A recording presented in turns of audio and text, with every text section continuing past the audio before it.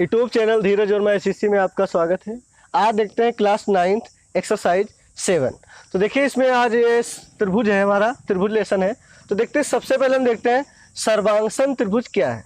देखिए जिनकी माप, आकार, बनावट एक ही प्रकार की हो, यानी एक ही प्रकार की हो या वे एक दूसरे को पूर्णतः अच्छी तरह से ढक लें। वो एक दूसरे को अच्छी तरह से क्या कर लें, ढक लें। जैसे समान माप के दो सिक्के, जैसे दो सिक्के होते हैं, जैसे मान लो 5-5 के हैं या 2-2 के हैं या 10-10 के हैं। अगर समान माप के दो सिक्के हैं तो वो क्या होते हैं, सर्वांगसम होते हैं।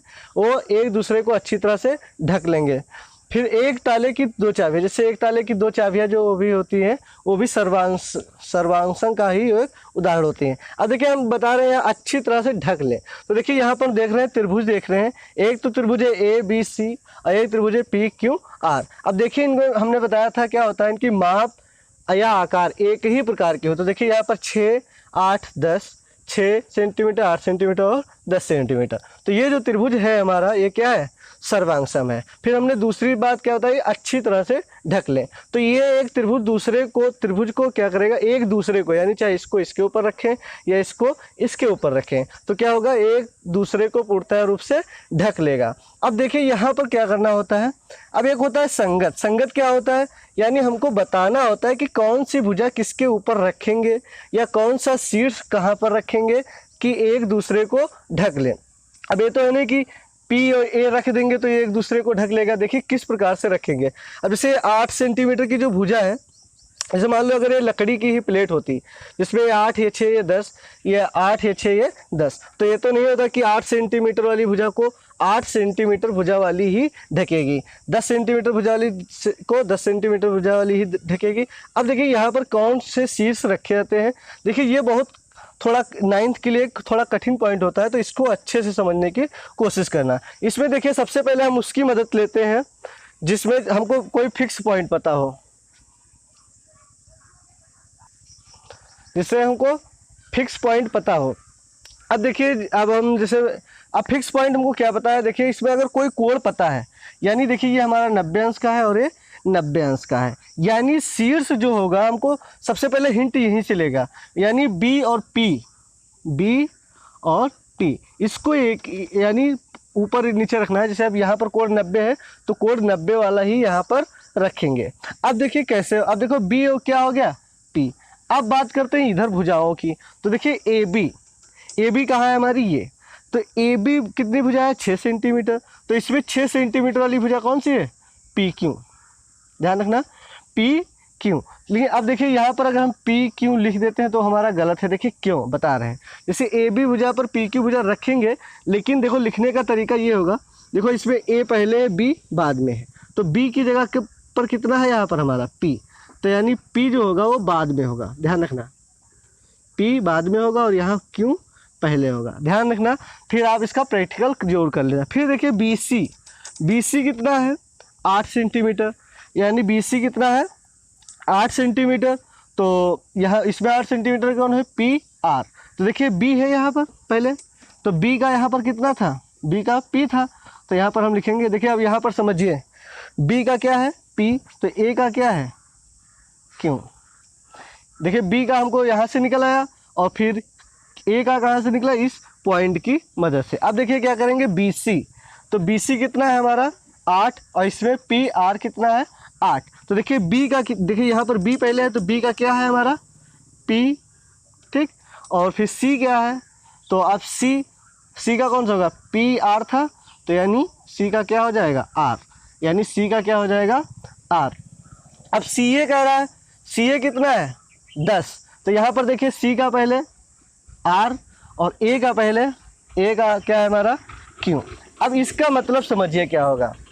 अब देखिए अब हमने बताया कि अगर आप इस प्रकार से रखेंगे, जहाँ पर A है वहाँ पर Q रख दें, Q वाला पॉइंट, और जहाँ पर B है वहाँ पर P वाला पॉइंट रख दें, और जहाँ पर C है वहाँ पर R वाला पॉइंट रख दें, तो एक दूसरे को पूर्णतः अच्छी तरह से ढक लेगा। अब देखिए यहाँ पर हम यानी इस त्रिभुज को इसी में समाप्त कर देंगे, इस त्रिभुज को इसमें समाप्त कर देंगे। देखिए अब समझना अच्छी तरह से, देखिए सेम यही भुजा हो जाएगा। देखिए A कितना है, A और Q, तो देखिए यहाँ पर A लिखा है तो यहाँ पर हम मान लेते हैं Q लिख दिया, ठीक।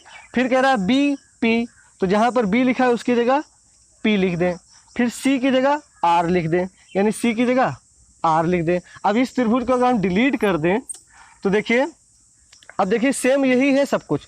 देखिए PR कितना है 8, तो देखिए PR कितना है 8, फिर PQ कितना है 6, देखिए PQ कितना है 6, फिर QR कितना है 10, देखिए QR कितना है 10। देखिए एक दूसरे को पूर्णतः ढक लेंगे। अब ये सवाल उसी प्रकार से आप करेंगे। अब देखिए सोचना कैसे, देखिए A किसके संगत है और फिर B और फिर C। तो देखिए सबसे पहले हमने बताया था कि पहले तो कोड ले लेते हैं, जैसे B है यहाँ पर Q है, तो यानी B की संगत कौन होगा Q, यानी B को Q के ऊपर रखना होगा। अब देखिए क्या करते हैं, AB है हमारा, तो देखिए B का संगत कौन है Q। अब देखिए अब AB कितना है, AB है 4, तो इसमें 4 कौन है QR, यानी RQ, ध्यान दीजिए RQ। देखिए ये B है तो ये Q है, और A का कितना हो जाएगा R हो जाएगा। अब BC कितना है 3, तो यहाँ पर QP, देखिए B है पहले तो B का कितना है Q हमको पता है, और BC कितना है 3, तो इसमें QP कितना है 3, यानी C का क्या हो गया P। और CA क्या है, अब CA देखिए CA है 6, तो इसमें 6 कौन है ये। अब देखिए C का हमको पता है, C का क्या है P, C का क्या है P, और A का क्या है R।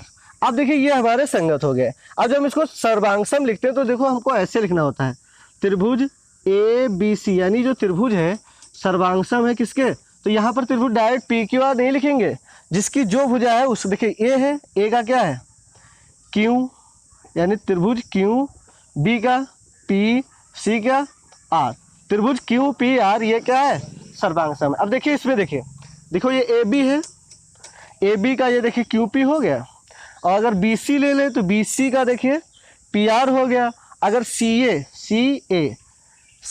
का क्या हो गया RQ।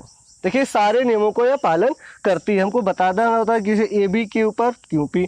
ऐसे यहाँ पर भी देख लीजिए त्रिभुज कौन सा है ABC, किसके सर्वांगसम है। अब A का कौन सा है R, और B का कौन सा है Q, और C का कौन सा है P। त्रिभुज ABC सर्वांगसम है त्रिभुज RQP के। अगला नियम है सर्वांगसम के नियम। देखिए सर्वांगसम मतलब होता है एक दूसरे को त्रिभुज ढक ले। तो देखिए क्या नियम होता है बता रहे हैं, जिससे यहाँ पर लिखा है यदि दोनों त्रिभुजों की तीनों भुजाएं, यानी दो त्रिभुज हमारे बने हों और उनकी तीनों भुजाओं की माप क्या हो समान हो। देखिए यहाँ पर तो हमारी ये 8 8 8 4 4 4, तो ये सर्वांगसम नहीं है, क्योंकि देखिए ये एक त्रिभुज है और एक त्रिभुज ये है, तो ये दोनों अलग अलग हैं। अब देखो इनकी तीनों भुजाओं की माप क्या होनी चाहिए समान है। ये मतलब यहाँ पर मत ध्यान रखना, जैसे मान लो ये 6 है, ये 8 है, ये 10 है, और यहाँ पर है 4 5 9, तो ये क्या है माप कोई भी समान नहीं है, यानी तीनों भुजाओं की या तो फिर माप समान हो, जैसे हमने अभी इससे पहले सवालों में बनाया था 6 8 10, और एक था 10 6 8, तो ये क्या था हमारा सर्वांगसम था। देखिए या तो फिर तीनों भुजाओं की माप समान हो तो वहाँ सर्वांगसम होता है।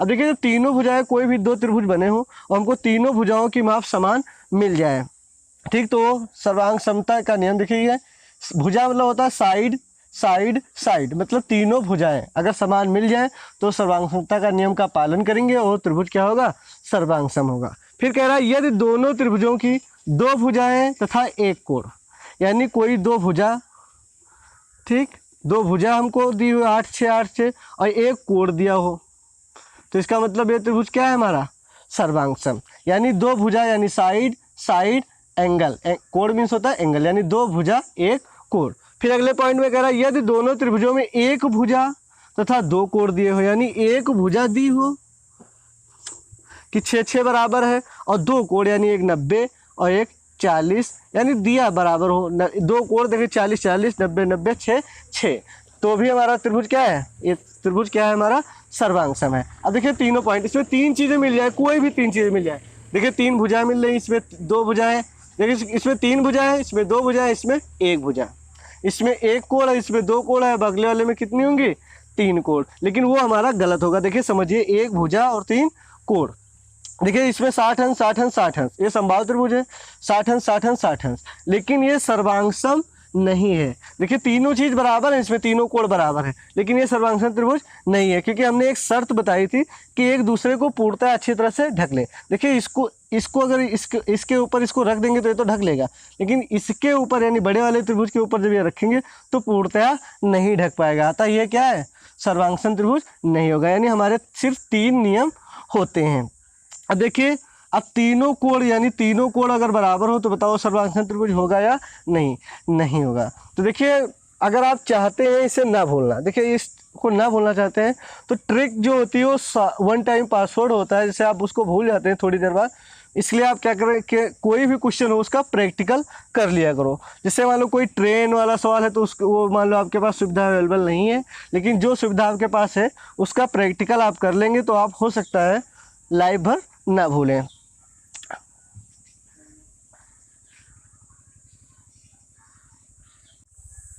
त्रिभुज के नियम, देखिए त्रिभुज के नियम कुछ होते हैं, कौन कौन से हैं देखते हैं। त्रिभुज में 2 छोटी भुजाओं का योग त्रिभुज की सबसे बड़ी भुजा के योग से की भुजा से हमेशा बड़ा होता है। देखिए कोई भी मान लेते हैं, हम त्रिभुज बना लेते हैं।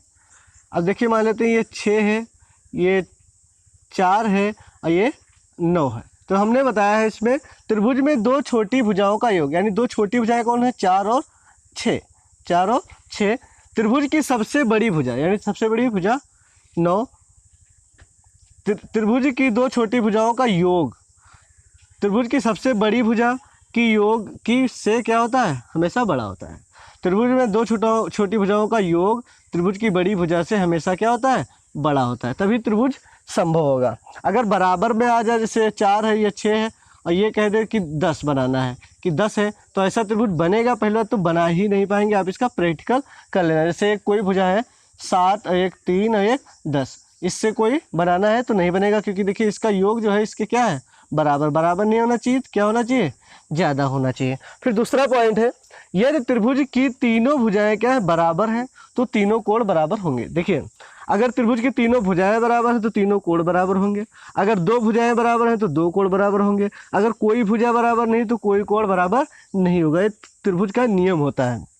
अब देखिए इसमें क्या होता है, ये तीनों भुजाएं बराबर है, तो देखिए यहाँ पर तीनों भुजाएं क्या है, बराबर है, यानी AB BC CA। तो तीनों भुजाएं बराबर, तो तीनों के कोण भी बराबर होंगे। कितने होंगे, 60-60 के होंगे, क्योंकि त्रिभुज के तीनों कोणों का योग 180 होता है। अब देखते हैं यदि त्रिभुज की 2 भुजाएं बराबर हैं तो 2 कोण बराबर होंगे। अब देखिए यहाँ पर बात समझिए, देखिए अगर 2 कोण बराबर हैं तो 2 भुजाएं बराबर। देखिए 80 अंश 80 अंश, 2 कोण तो हो गए बराबर। अब बताना है आपको 2 भुजाएं वो कौन सी बराबर, क्योंकि देखकर अंदाज लगाया नहीं जाता। अब देखिए अब इसमें क्या होता है, इसमें एक और नियम होता है। वो नियम कौन सा है, देखिए जितना बड़ा कोण होगा, जैसे 60 अंश, जितना बड़ा कोण होगा उसके सामने की भुजा उतनी ही बड़ी होगी। देखिए ये 80 है, सबसे बड़ा कोण इसमें बताइए, 80 है, ये 80 है, यानी 80 के सामने जैसे मान ABC, तो 80 के सामने वाली भुजा सबसे बड़ी होगी। ध्यान रखना, जितना बड़ा कोण उसके सामने की भुजा उतनी ही बड़ी। देखिए इसमें समझिए अच्छे से, देखिए कोई भुजा बराबर नहीं है तो कोई कोण बराबर नहीं होगा। अब देखिए सबसे बड़ी भुजा अगर आपसे इसमें पूछ ले तो देखिए कोई भी बराबर नहीं है। अच्छा सबसे बड़ी भुजा बताइए कौन है, सबसे बड़ी भुजा होती है कर्ण, हमको ऑलरेडी पता होता है। या ये देखिए सबसे बड़ा कोण 90 अंश और उसके सामने वाली भुजा सबसे बड़ी भुजा होगी, यानी CA सबसे बड़ी भुजा है। अब CA से थोड़ा छोटी बताइए कौन सी है, ये वाली कि ये वाली। अब देखिए 90 से छोटा कोण कौन सा है, देखिए अगर कोण में देखिए 90 फिर 60 फिर 30, इसी प्रकार से भुजाएं भी हैं। 90 के सामने वाली CA, अब 60 के सामने वाली, 60 के सामने कौन है, ये वाली, यानी कौन है, AB। फिर देखते हैं अब 30 के सामने कौन है, BC, ये होगा घट, यानी CA जो है सबसे बड़ी है। देखिए CA AB में AB छोटी है CA से।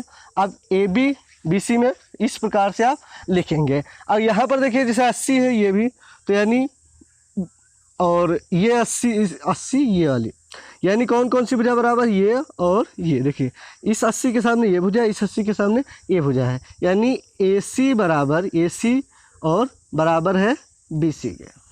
फिर भुजा कौन सी बची, अगली बची है हमारी AB।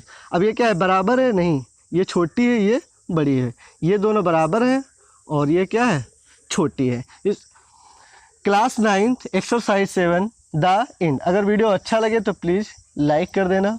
अगर चैनल पर नए हैं तो हो सके तो सब्सक्राइब कर लेना। लाइक और सब्सक्राइब करने के लिए आपका बहुत बहुत धन्यवाद।